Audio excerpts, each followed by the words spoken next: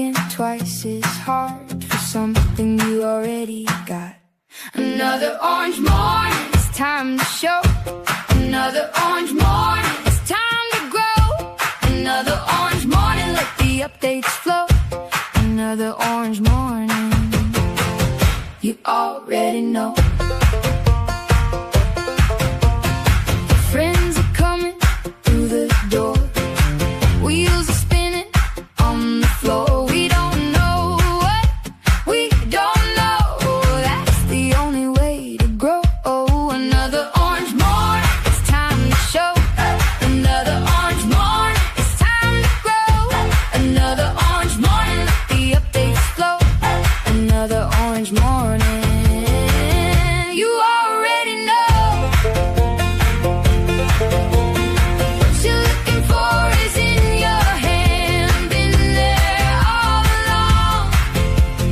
Pour another cup and pull a chair. Sing along. Another orange morning, it's time to show. Another orange morning, it's time to grow. Another orange morning, let the updates flow. Another orange morning, you already know.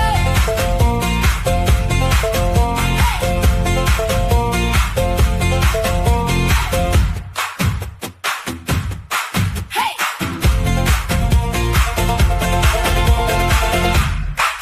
Hey!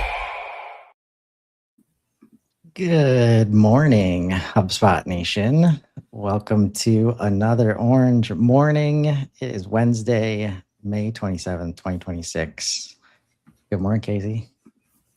Good morning, Chris. Happy to be back after a couple, 2 days. We took a 2-day long weekend. 2-day long hiatus after a 2-day weekend, normal weekend size, and then it expanded to 4 days for this show, I guess. Yeah, did you have a good holiday weekend? I did. It was very rainy and gloomy in Maryland. We were hoping to go out on the boat and we did not, but we did see the Mario movie. Similar to how you went to see the Mandalorian. Yep, the Mandalorian Nailed it. and Grogu. Thank you. Yep. What did you think of the Mario movie? Very curious. I did fall asleep, so I don't know what that tells you. All right, on to updates. Casey never falls asleep when talking about HubSpot updates. So that was. I decided to go refill our popcorn because I was like, well, I could either miss the movie from sleeping or miss the movie from getting the best deal out of this large popcorn that I purchased. There you go. That sounds like the Casey I know. I know. I was almost tried to fill it up a third time just to get the famous bang for my buck there. All right. Luckily, we only have two fill-ups to do today. 2 pages There's so many worth of updates. We'll do our best, folks. Almost a full page on Friday.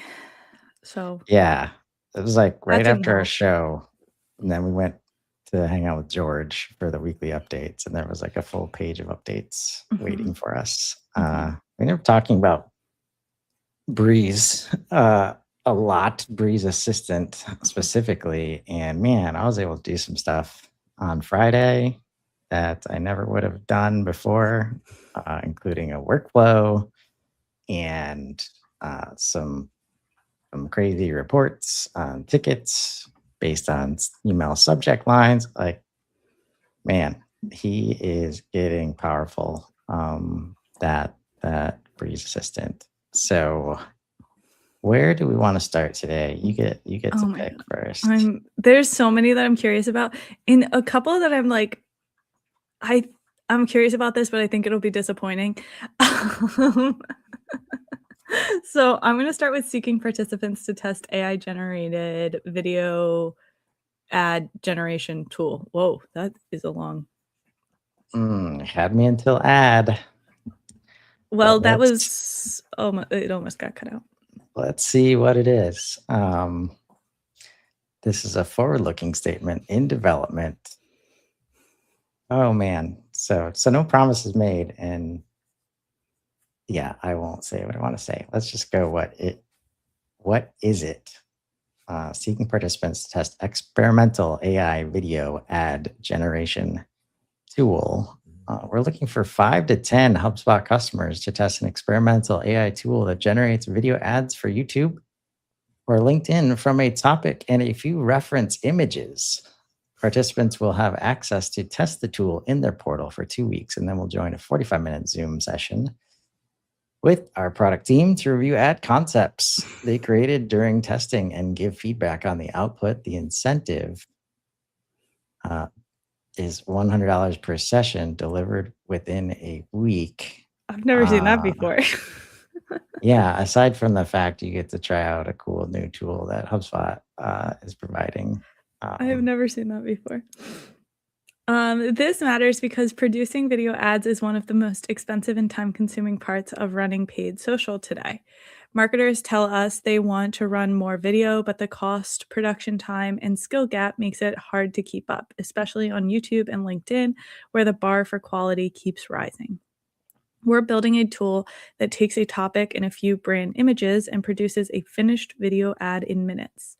Before we invest further, we need feedback from marketers who actually run paid video to tell us how close we are to publish quality and where you'd want to step in and steer the AI. Your input will directly shape the controls, checkpoints, and quality bars we build into the product. So Chris, I think we both participated in a similar trial of video generation, but I haven't heard more about that since that test period, which is not uncommon. Right. Yeah. Video creation, rather resource intensive, I would imagine. And until they, if you go to Gemini or something, unless it's a specialized video focused AI generation tool, the most you can get is 8 or 10 seconds at a time. And I think in most cases we probably need a little bit more than that. If we're talking HubSpot, B2B video creation, even ads probably need to be 30 seconds. So they're continuing to try to figure this out. And I appreciate them doing so, even if I don't like ads that much.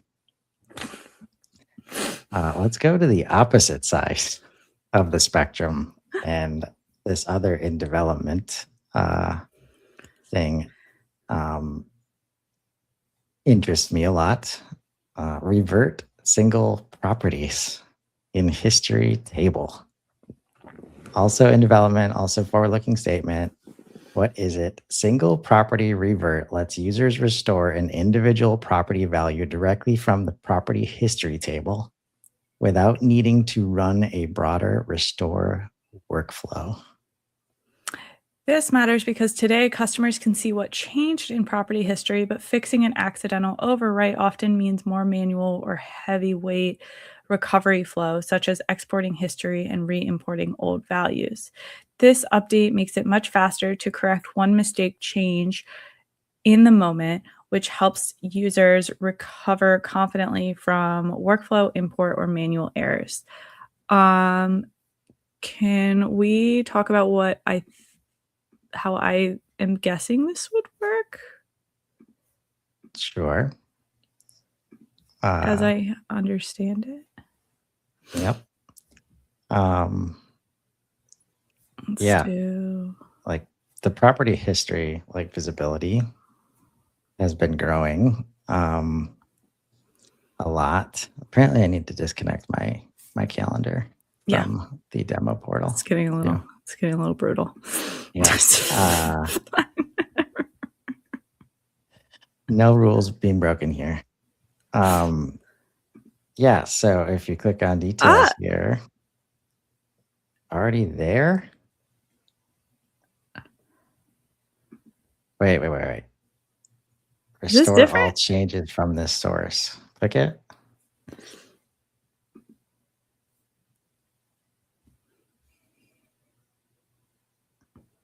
Yeah, so this is like, different than I. right. I think this is what's been in play for a couple months or some number of months where they've been like, if it happens by workflow or it happens by some other bigger mechanism, like they're going to look for that execution and then change it all. And what we're talking about here is just changing one-offs like the property, because you definitely shouldn't have to go through all this if you're just like trying to revert the lifecycle stage change. I just right? wanted to. I thought I was just going to click like restore this change and like Right. go back to this. Yeah. And also that's interesting. But. Yeah. So this, I mean, we've had this kind of stuff in like the CMS for a long time. And, you know, as soon as they started digging into property history stuff and making this possible, this is going to be big for a lot of teams. But with great power comes great responsibility. Make sure you're not firing two workflows as you make changes, like especially lifecycle stage changes. Yeah, but very cool. Like that's the kind of stuff that people expect when they see, especially like historical stuff, because every other like app or software that you use, like if you see historical changes, like you usually get the option to go back to one of them. So very, very cool. Your turn. Oh, I want to click the next page, but there is, okay. I think I'm going to be disappointed, but I do really want to know what clone marketing emails with simple workflows mean. We can make it quick, probably. When cloning a regular marketing email that has a simple workflow configured, you'll now see a new Copy Simple Workflows checkbox in the clone panel. Enabling this duplicates the email's associated simple workflows automatically, so you don't have to rebuild them from scratch. Okay. Also, famously a fan of simple workflows.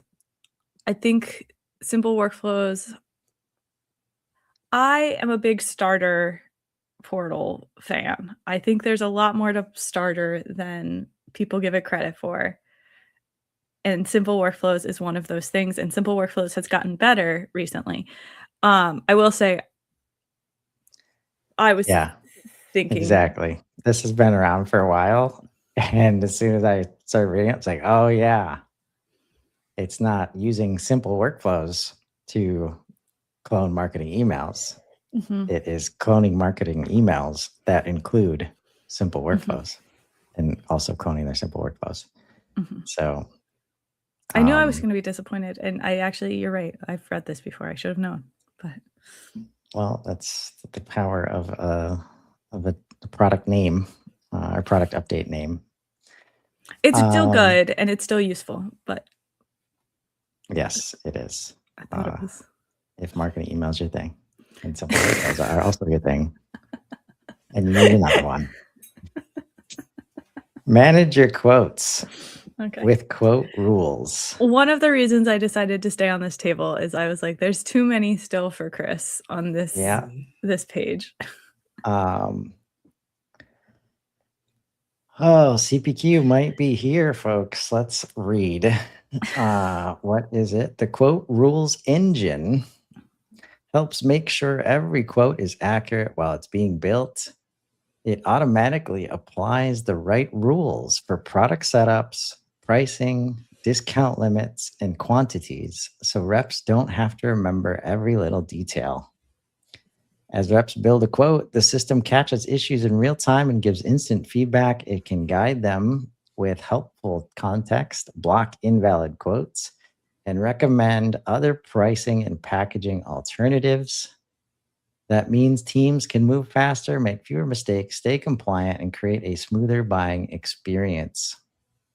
The rules engine supports 4 main types of rules to help guide reps and ensure quotes are accurate, including incompatibility rules, like preventing products that should never be sold together from being added to the same quote.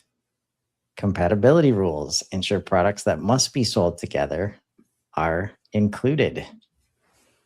Pricing rules with min-max thresholds enforce discount limits or pricing boundaries to protect margins. And quantity rules with min-max thresholds to control minimum or maximum quantities and trigger requirements based on volume. Here are a few examples of how these rules should work in practice. Ensure product A is always sold with product B. Prevent product C and product D from being sold together. Limit the maximum discount for a line item. Recommend adding product B when product A is included. And require product E when the quantity of product A exceeds 10. I like that last one for sure. Quote rules can be used with any quote property or property associated to the quote, which teams flexibility into the creation of the rules. The rules. I don't know how to adjust those words right now, but I'm sure they need to be adjusted. Could have ran that one through AI, I think, maybe. Yeah, we'll fix it later. Available in Commerce Hub Enterprise makes sense. 3 looms. 3 loom recordings. This one matters because a quote rules engine ensures pricing and packaging are always accurate so reps can create quotes confidently and error-free. I have never felt so confident that, Chris, you and I live completely separate HubSpot lives than reading this update, where you were so excited and I was so lost. This is a good window into the ecosystem right now. There's going to be a small number of people insanely excited about this update. And then the rest of the group will be like, commerce and HubSpot? What? These examples did help. Yeah. But shout out to Ethan and the team for giving like this in-depth update, like rules, and why we thought it was going to take them a while to do CPQ. Like rules engine is something that hasn't really been in HubSpot. And so for them to add this in is a big deal in terms of like HubSpot architecture shift. So yeah, if you want to do quoting in HubSpot, now's the time. There's another update here, automated sales tax calculation for quotes. Won't dive in, but it's just like quote to cash is traditionally a very challenging process to systematize across systems. And if you can start thinking about HubSpot in this way, like, and realize you can do things like automated sales tax, like there's so many companies that could benefit and probably already have access to HubSpot that you just need to think about it. Wake up and get in there. Wake up to it, indeed. What else can we dig into here? Inline association table. Access in neither portal. But what's changed now allows you to save your column selection, sort, and filters in the inline association table to the view. Note, HubSpot default views do not support saving. What is this update? The inline association table lets you see and act on associated record data directly from any CRM index page. I think I've gotten into this in one of the portals that I manage, and it's amazing. So Lily Rosenblum, if you're watching this, I would very much like to get into the beta so that I can share the knowledge that is inline association tables. Traditionally a challenging thing to visualize inside of HubSpot without clicking around and going to different screens. The team has been working very hard on associations. I have a client who had been using, for their sales meeting, they've been using a table report, which was not very user-friendly. And I just this week convinced them to move to a view, which is at least interactive. But one of their pain points is they actually kind of liked how the associations would pop out in the table report. So like this is the associated records. Mm-hmm. Like if you click on like the number of associations or something. Yeah. Like this is the solve. Yes. But why does this matter? Right now, you can't answer key questions about your business from the index page, like which contacts have an associated deal closing next month. Getting that answer requires clicking into individual records or cobbling together workarounds, which is slow and frustrating. The inline association table brings cross-object context to where you already work, so you spend less time navigating and more time acting. Do you want me to move to the next page? I think let's pick one of these. Like to capture the Breeze Assistant moment. Yes.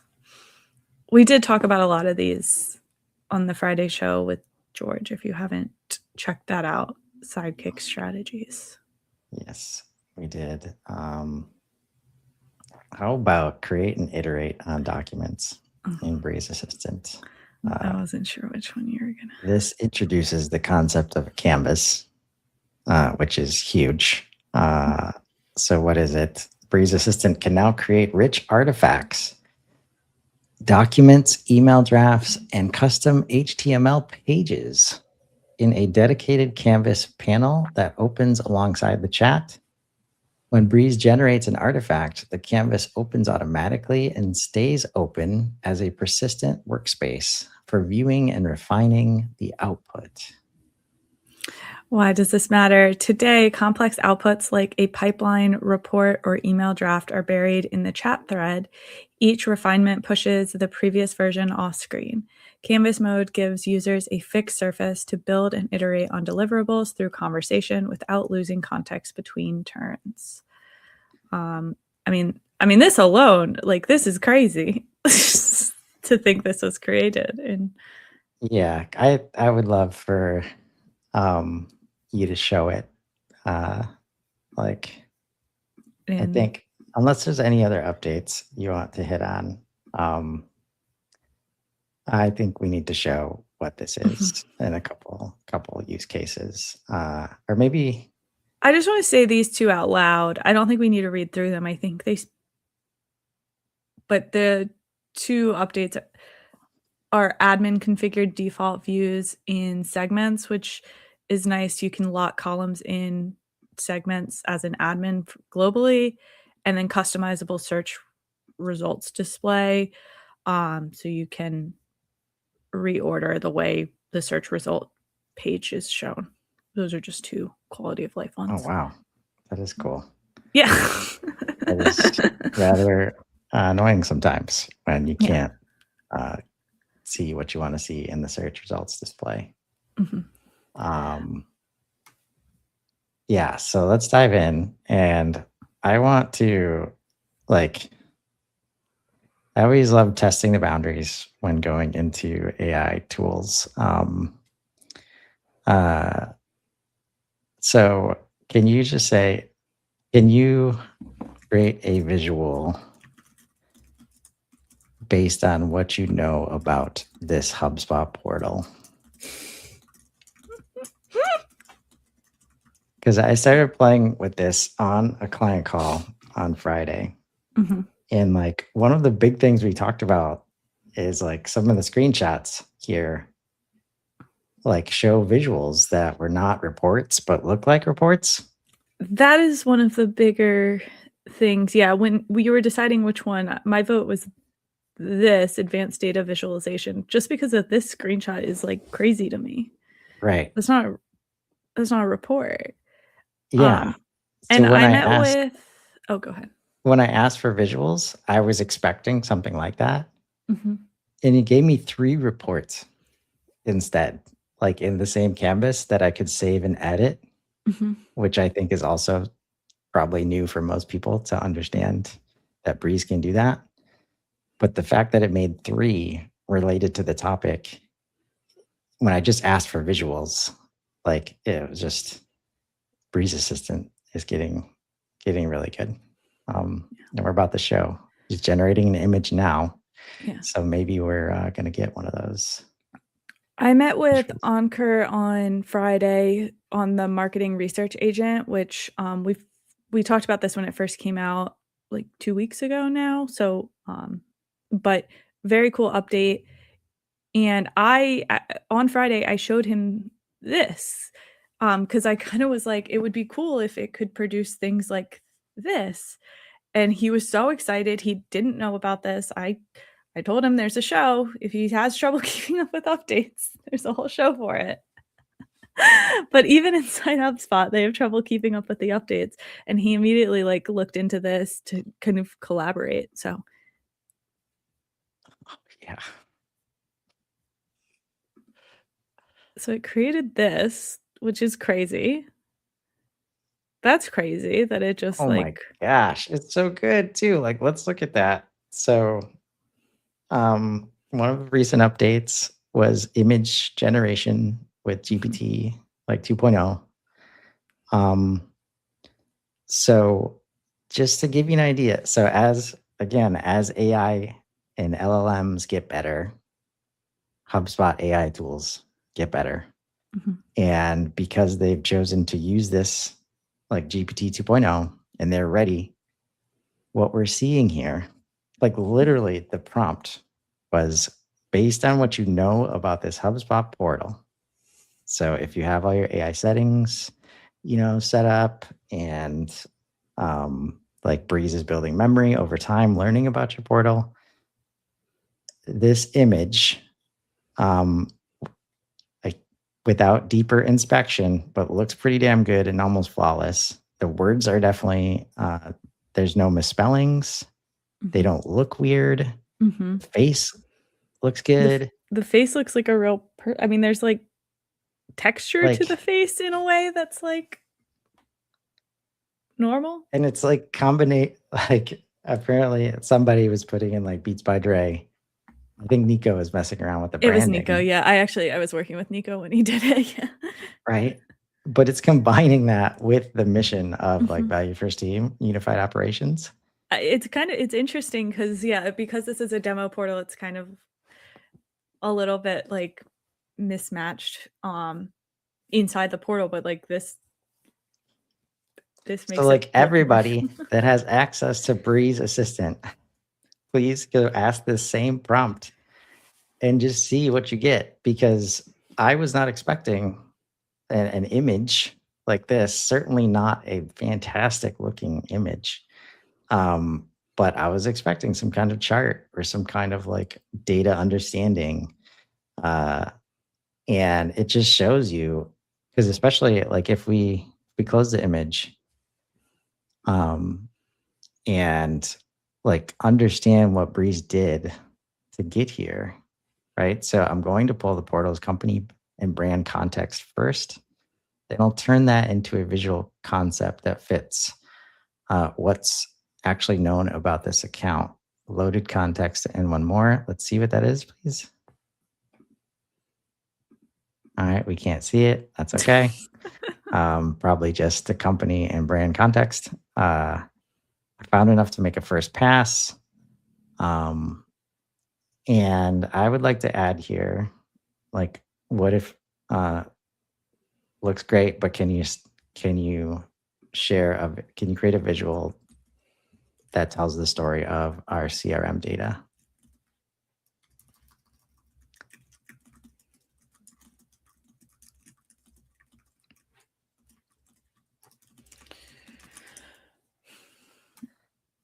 And just a little AI lesson here I like to use in this case when I'm trying to figure out what it can do.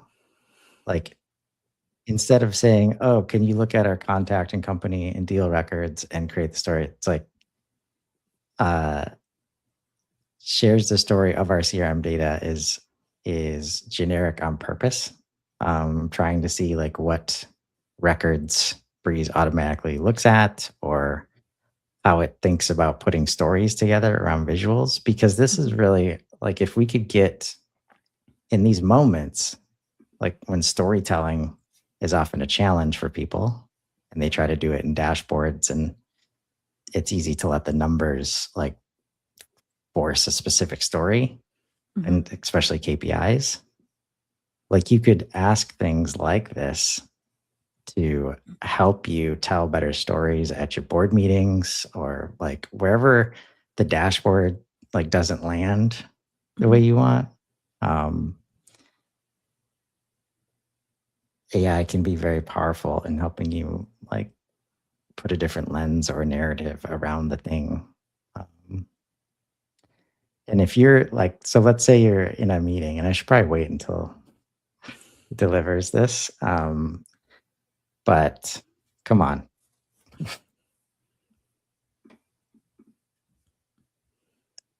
Like, so imagine you're showing a dashboard or report in a meeting and it's not landing.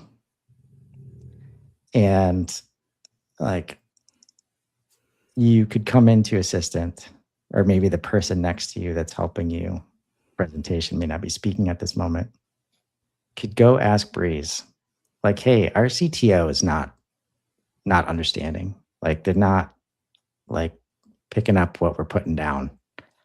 Can you create a visual of this dashboard that's for CTOs? Right? That's the kind of thing. I mean, Paul, this is crazy, right? Like, how crazy is this? What just happened? Like, and this is like, I don't know what data is in the demo portal. I just went from not knowing to knowing exactly, right, across 4 objects.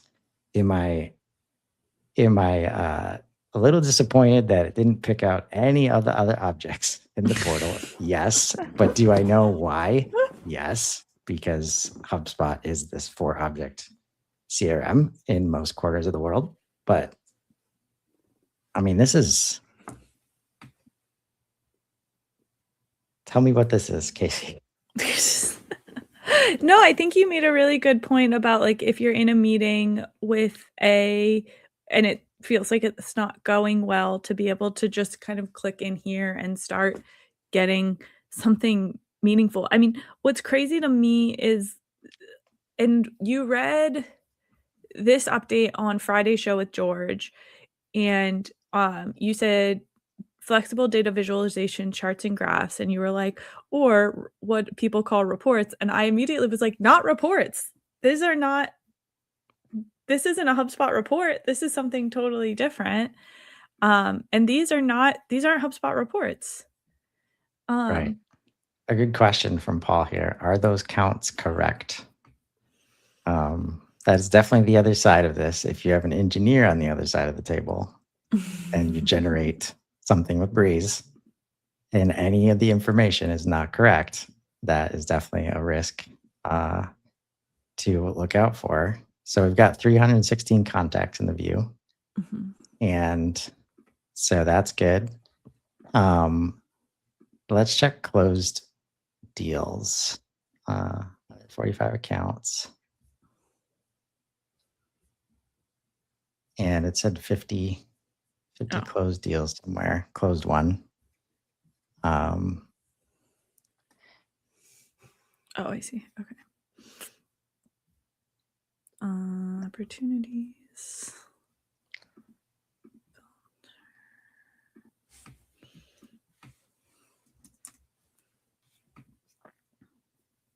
It's closed one.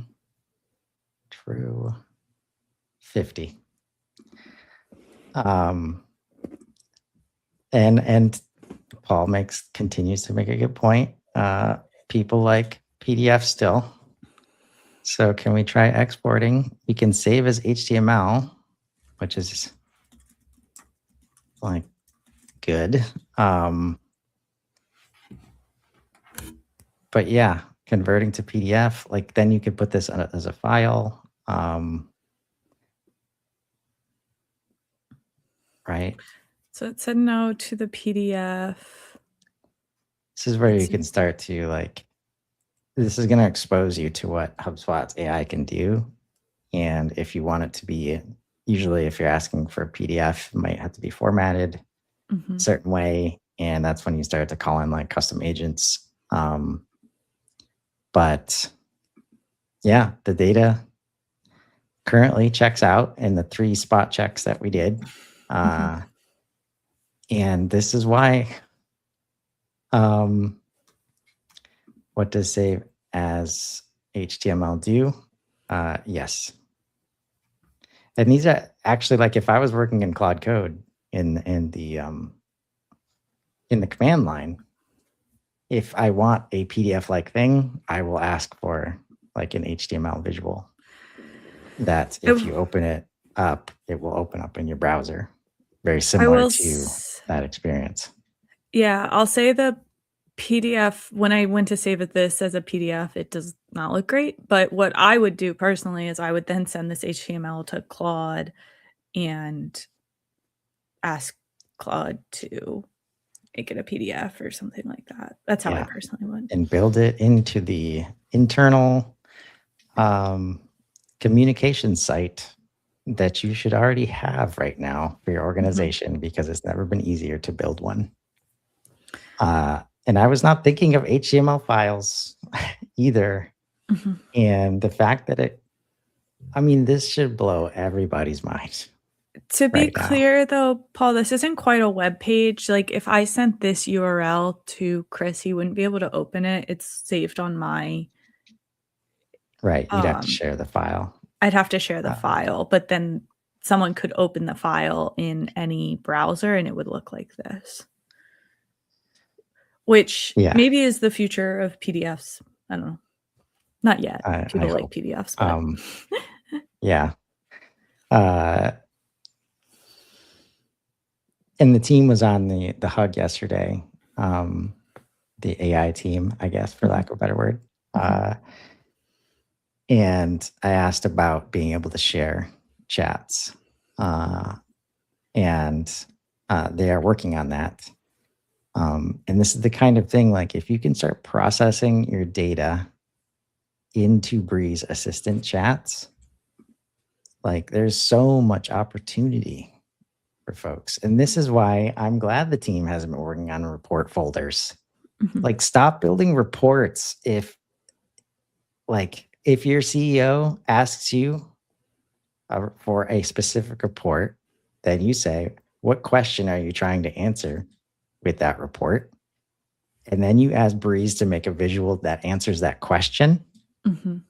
And it's going to be a report you cannot build like in HubSpot because it's going to have narrative and context and different kinds of visuals.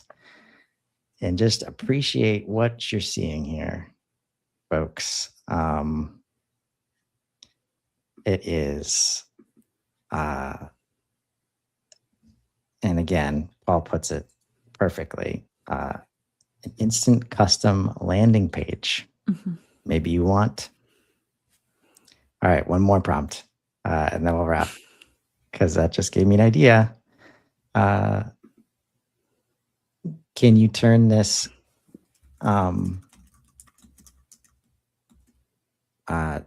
now instead,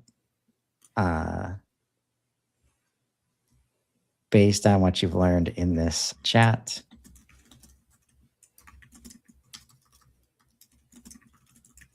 can you create a compelling sales presentation?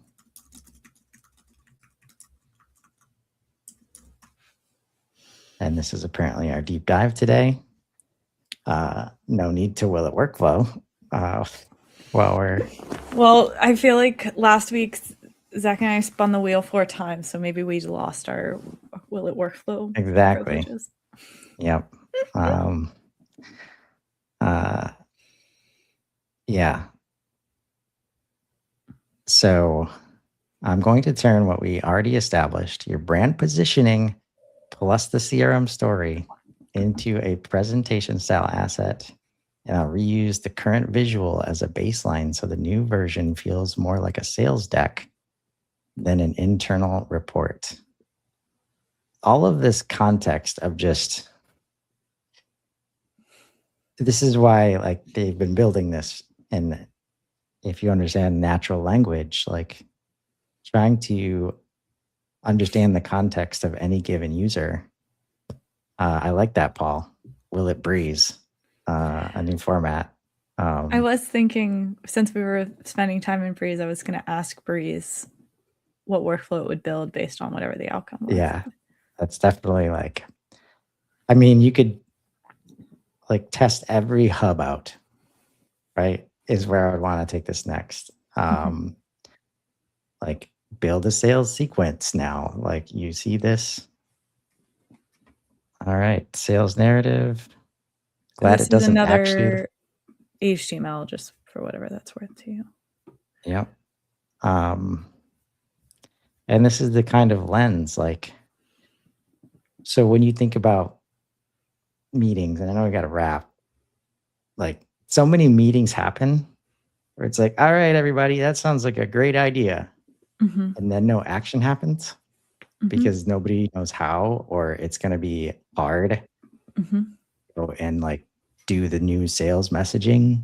Like, all right, we're going to, instead, like marketing team has already put a bunch of effort into putting all this context and messaging and brand guidelines into HubSpot. You've already aligned on your AI policy usage about what all your teams can count on and are allowed to do in terms of it. So instead of, hey, let's set up let's set up a meeting with marketing next week. In the meantime, we'll do the work to set up the creative brief and do all this stuff. And we'll talk to marketing, see if they can fit it in the queue. We can do this and then show it to marketing and say, is this cool? Can we start doing this?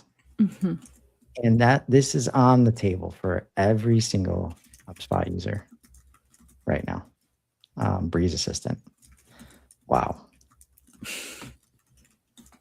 That's a genuine wow, right? Man, get your data right, get your context right, and then Breeze can help you do amazing things. It's going to help you do amazing things either way. You just want to make sure they're accurate and like correct, which is data and the context comes in. But this was very exciting to see. Will it breeze might be the new thing.